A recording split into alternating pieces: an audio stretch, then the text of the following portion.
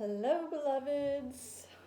So, I wanted to drop in this message because I see that apparently nobody informed my technology that Mercury is no longer retrograde. So, you may have gotten my video and can't hear anything.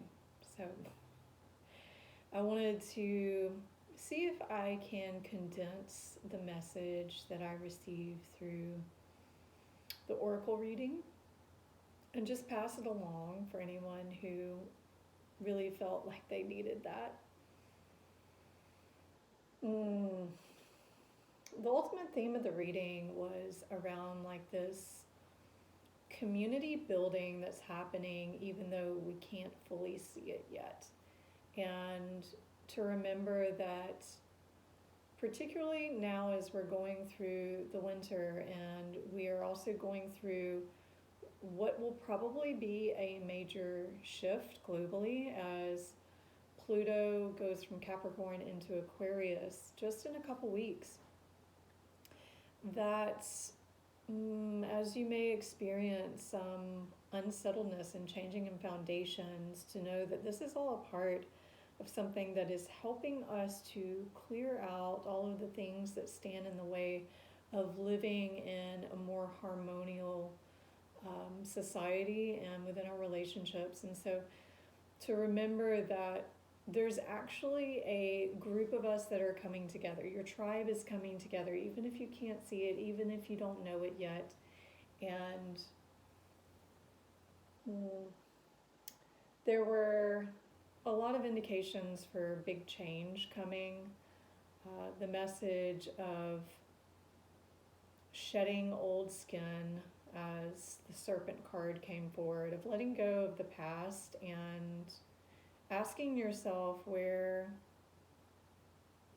are you not aligned anymore? What is preventing you from, mainly, is there anything that is standing in the way of you moving along your path with more grace and ease because of attachments to identities, to something that I'm observing a good bit is a lack of humility in our process of thinking that we really know, like we really know who we are and we know what the next thing is to happen. And while it's wonderful to have these dreams and aspirations and insights and an awareness of the true essential self, but becoming too identified or attached to a certain idea or even persona idea about yourself also creates these limitations and an inability for you to actually be a part of the mystery, because how often do things end up materializing the way that we thought they would? So watching yourself and just knowing that there are things that you don't know that you don't know. There are things that we don't know that we don't know. And being very cautious about how certain we are about certain things, and particularly ourself. Can you be open to just not knowing and like not giving too much energy to constructs and ideas about who you are and where you're going? And there was, I put the cards away, so I'm having to like track back in time to the different cards that I used. There was also a message around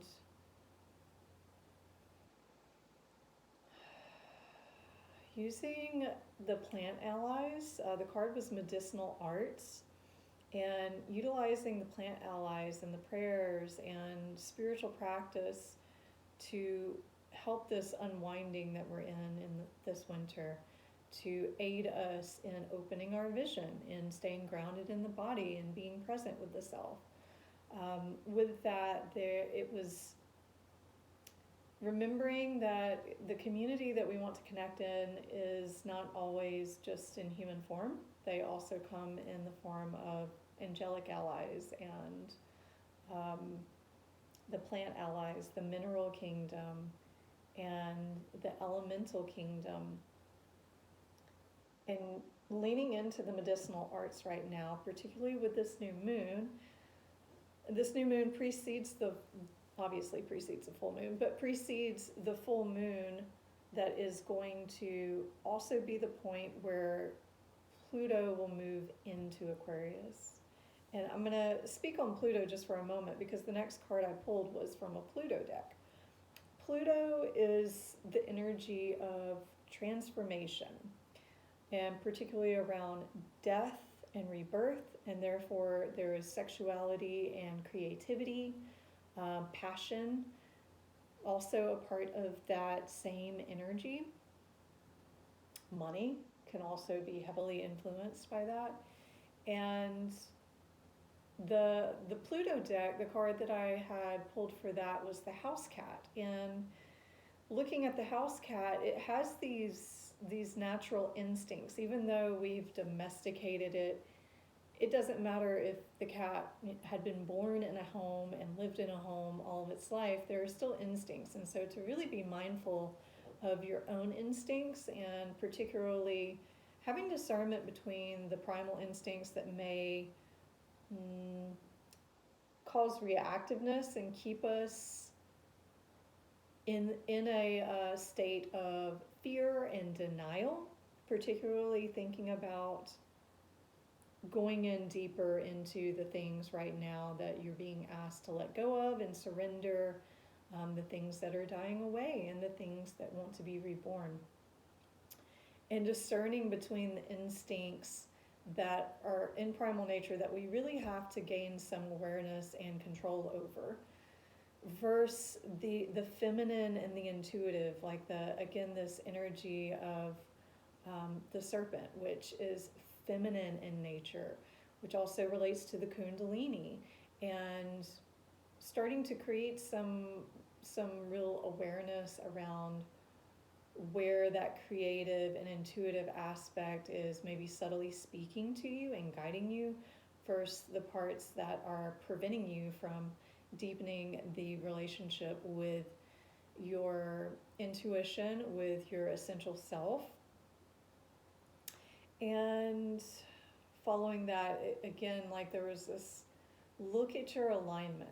Where maybe are you not aligned, and where have your identifications with yourself and your personifications limited you?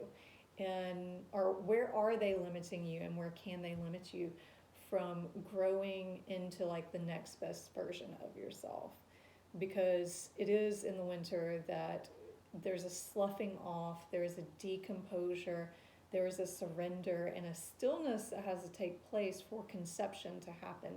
And only when we can strip away all of these thoughts about who we are and where we're going can we create the expansive, unlimited space, the womb that holds pure potentiality for creation to manifest uninhibited by the human ego, and therefore enter a space or an embodied lifestyle of being deprogrammed. That's what they're giving me right now, is deprogramming. And there may be people in relationships that will need to change over the winter, and there may be relationships that will need to end over the winter. And are you fooling yourself? Really watching what's intuition and then what is like the fear-based instinct. And the last cards were about true love, like the true love that comes from the relationship with ourself, of being a good partner to ourself, of not abandoning ourself, and therefore beginning to manifest that kind of partnership outside, through the physical world. And maybe that's with a person, but maybe that's also with an animal. Maybe that's with a spirit. Maybe that is with other allies. For me, cacao has been a great spirit guide for me. Um, so opening yourself to what you don't know that you don't know, remaining humble to that, and being willing to sacrifice the things that are holding you back, the things that are holding you back from fully trusting and allowing yourself to be used as a creative force in the world, without separating from divine will, creating your own will, and not to be confused with taking away your free will. The idea is that we have free will to explore and experiment, but what we'll ultimately find when we decide to use our free will in a way that is out of alignment with divine will is that it's out of our true nature, and that it ends up creating distortions in our life. We end up finding that actually the way is to trust the way.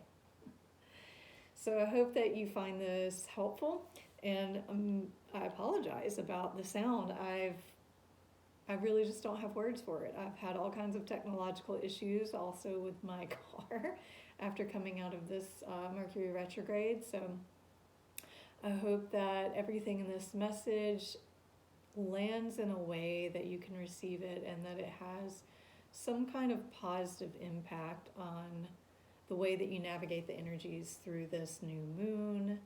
And I'm sending with you all of my prayers. Stay pure and keep it simple. Pura vida.